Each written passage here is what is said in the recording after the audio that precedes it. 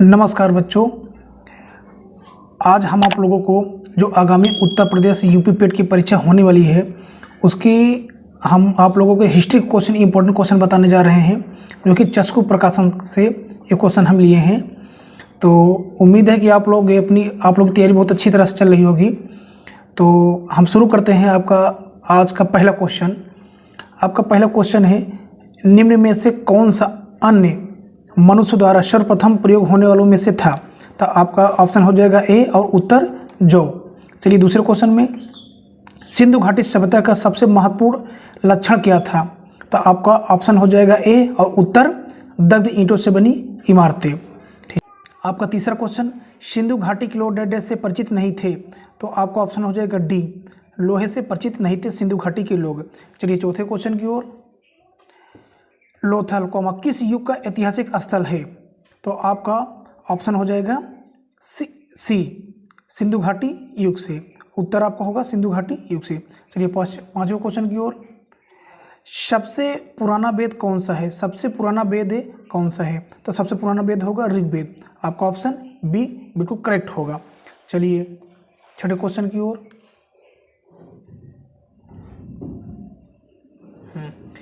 ऋग्वेद में वर्णित सबसे आम अपराध क्या था? ऋग्वेद में वर्णित सबसे आम अपराध क्या था? तो सबसे आम अपराध आपका था पशु चोरी। चलिए अगले क्वेश्चन की ओर, सत्यमेव जयते लिया गया है। तो आपका ऑप्शन हो जाएगा ए, मुंडक उपनिषद से। चलिए आठवें क्वेश्चन की ओर, निम्न में से कौन सी कला को जैन धर्म से प्रेरणा प्राप्त हुई? निम्न में से कौन सी कला को जैन धर्म से प्रेरणा प्राप्त हुई? तो आपका ऑप्शन हो जाएगा बी, मथुरा कला से। चलिए अगले क्वेश्चन की ओर, बौद्ध, जैन तथा ब्राह्मण धर्म कौन सी धारणा एक जैसी है? तो आपका उत्तर हो जाएगा कर्मवाद का सिद्धांत। ऑप्शन ए आपका बिल्कुल करेक्ट होगा। चलिए 11 नंबर क्वेश्चन की ओर, जैन धर्म के 30वें तीर्थंकर कौन थे? तो आपका ऑप्शन हो जाएगा पार्श्वनाथ। ऑप्शन सी आपका बिल्कुल करेक्ट होगा। अगले क्वेश्चन की ओर, जैन धर्मावलंबी महावीर को अंतिम क्या मानते हैं? तो आपका ऑप्शन हो जाएगा तीर्थकर। ऑप्शन डी आपका बिल्कुल करेक्ट होगा। चलिए क्वेश्चन नंबर 12 की ओर, श्वेतांबर और दिगंबर किस धर्म के हैं? श्वेतांबर और दिगंबर किस धर्म के हैं? तो आप ये होंगे जैन में थे, यानी जैन धर्म के थे। ऑप्शन बी आपका बिल्कुल करेक्ट होगा। चलिए क्वेश्चन नंबर 13, बुद्ध किस वंश से संबंधित थे? तो आपका उत्तर हो जाएगा शाक्य धर्म में। ऑप्शन सी आपका बिल्कुल करेक्ट होगा।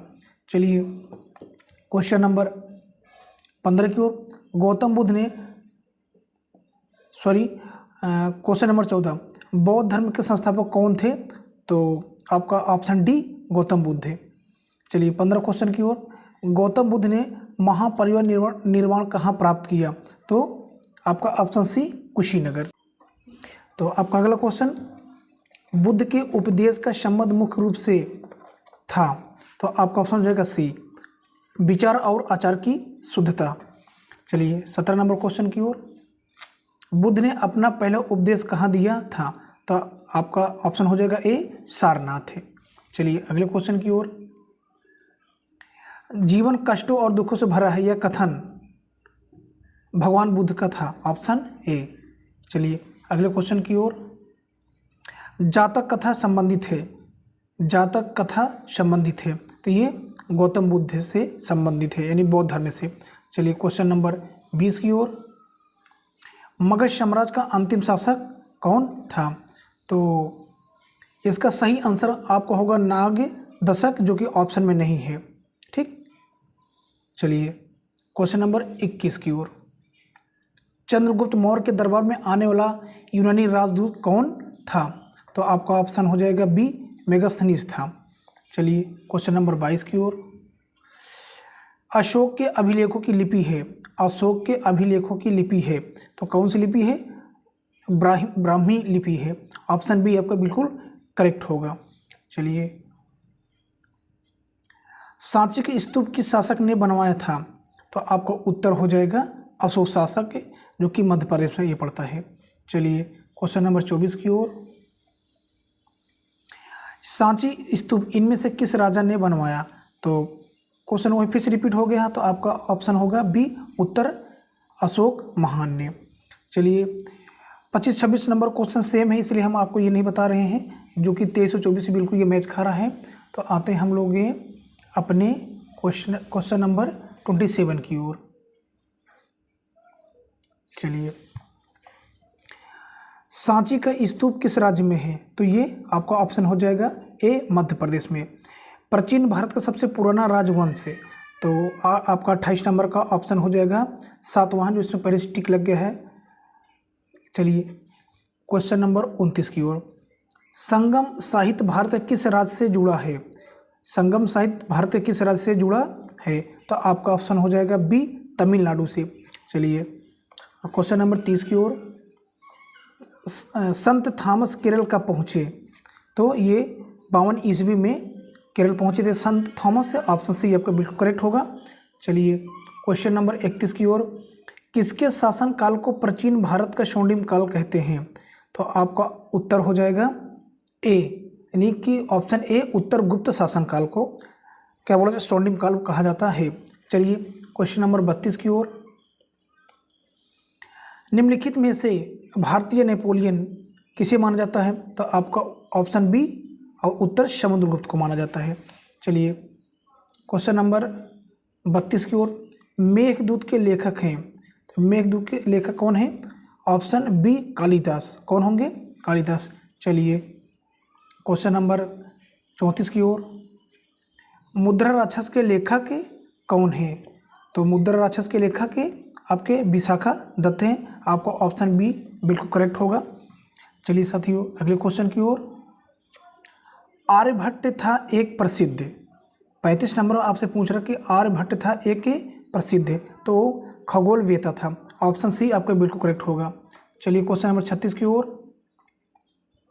आर्यभट्ट एक महान डेडस थे, तो ऑप्शन सी आपका बिल्कुल करेक्ट हो जाएगा, खगोल शास्त्री। चलिए अगले क्वेश्चन की ओर। पल्लवों ने शासन किया, पल्लवों ने शासन किया, तो कांचीपुरम में पल्लवों का शासन था। चलिए आपका उत्तर डी बिल्कुल करेक्ट होगा 37 नंबर का। Question number 38। चोल राजवंश का संस्थापक कौन था? तो चोल राजवंश का संस्थापक विजयालय था। ऑप्शन डी आपके बिल्कुल सही होगा। चलिए अगले क्वेश्चन की ओर। तंजावुर के बृहदीश्वर मंदिर को किसने बनवाया था? तो आपका उत्तर हो जाएगा चोल शासकों ने। ऑप्शन बी आपका बिल्कुल करेक्ट है। चलिए अगले क्वेश्चन की ओर। आपका 40 नंबर क्वेश्चन। ग्रामीण स्वायत्तता किसके शासनकाल की विशिष्टता थी? तो आपका ऑप्शन ए, चोल शासन। चलिए क्वेश्चन नंबर 41। किला राय पिथौरा का निर्माण कराया गया था, इसका मतलब है कौन उसको बनवाया था? तो आपका ऑप्शन हो जाएगा सी, पृथ्वीराज चौहान। चलिए हर्षवर्धन की राजधानी थी, तो आपका ऑप्शन सी, कन्नौज। चलिए अगले क्वेश्चन की ओर।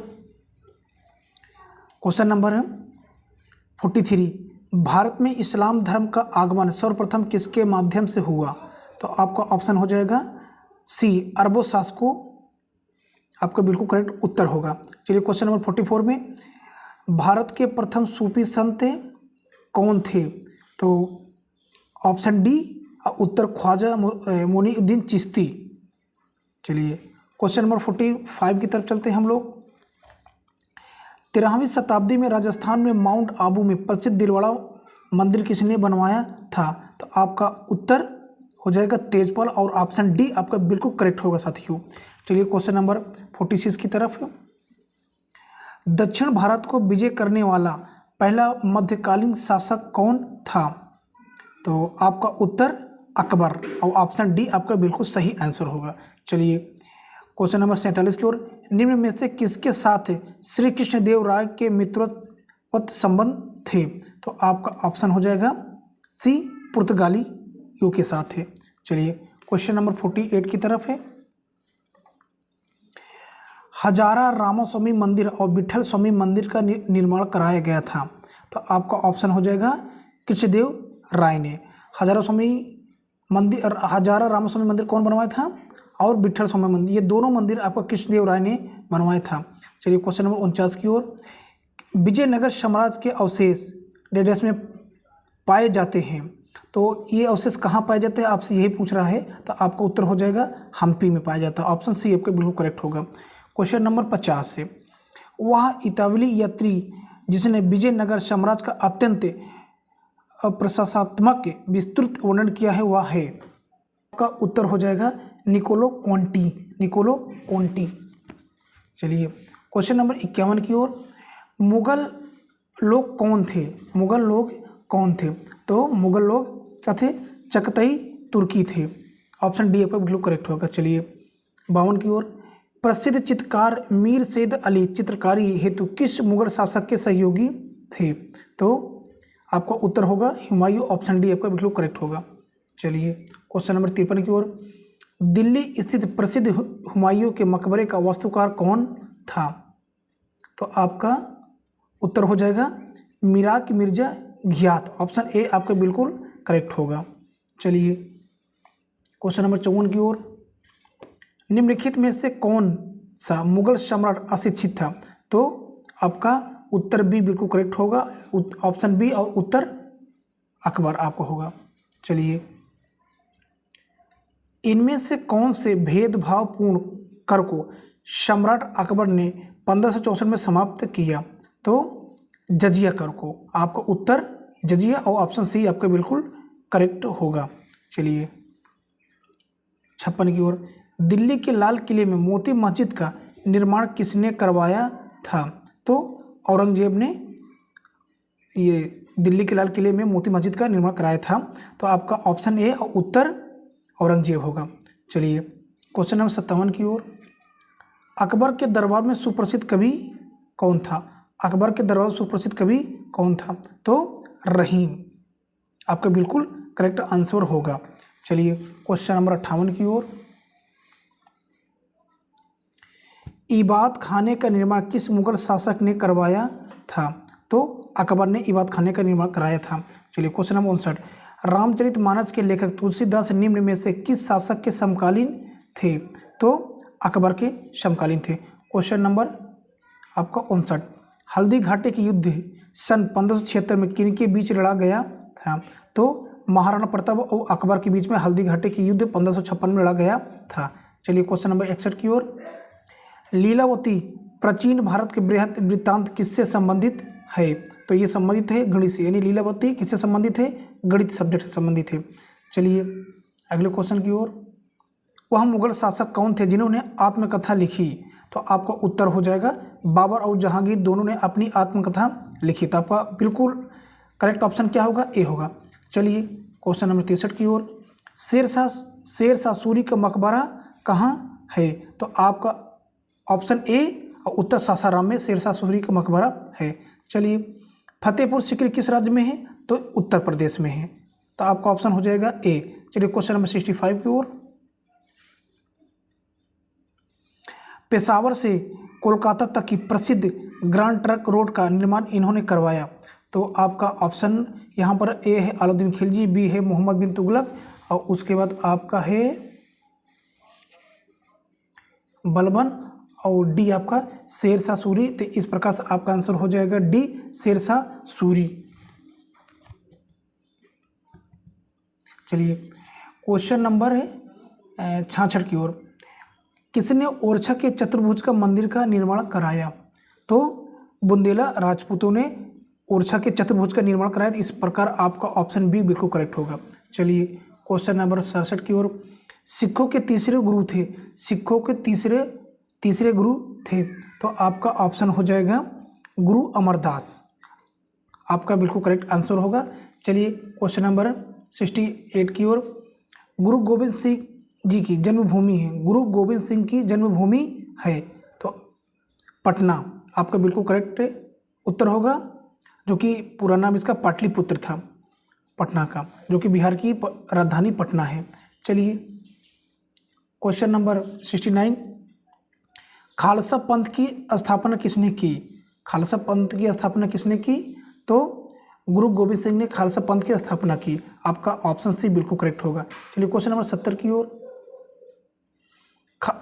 खालसा पंथ की स्थापना गुरु गोविंद सिंह ने कब की? तो ये 1699 ईस्वी में खालसा पंथ की स्थापना गुरु गोविंद सिंह ने की। तो आपका उत्तर क्या हो जाएगा? 1699, और ऑप्शन बी आपका बिल्कुल करेक्ट होगा। चलिए क्वेश्चन नंबर 71 की ओर। पाहुल प्रणाली को किस सिख गुरु ने आरंभ किया? तो आपका ऑप्शन हो जाएगा ए, गोविंद सिंह ने पाहुल प्रणाली को शुरू किया। चलिए क्वेश्चन नंबर 72 की ओर। गुरु नानक का उपदेश था, गुरु नानक का उपदेश था, तो इनका उपदेश था मनुष्यों में भाईचारा। इस प्रकार आपका ऑप्शन ए बिल्कुल करेक्ट होगा। चलिए आज का लास्ट क्वेश्चन। शिवाजी के समसामयिक मराठा संत कौन नाम था?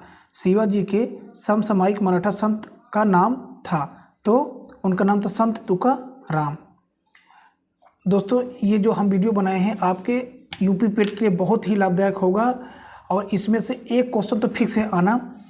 इसी उद्देश्य से हम ये क्वेश्चन बनाए हैं। तो साथियों यदि आपको हमारा ये वीडियो अच्छा लगा हो तो प्लीज़ हमारे चैनल को सब्सक्राइब करें और लाइक करें। जो कमियाँ रह गई हों प्लीज़ उसे कमेंट करके आप हमें बताइए। Thank you so for watching my video.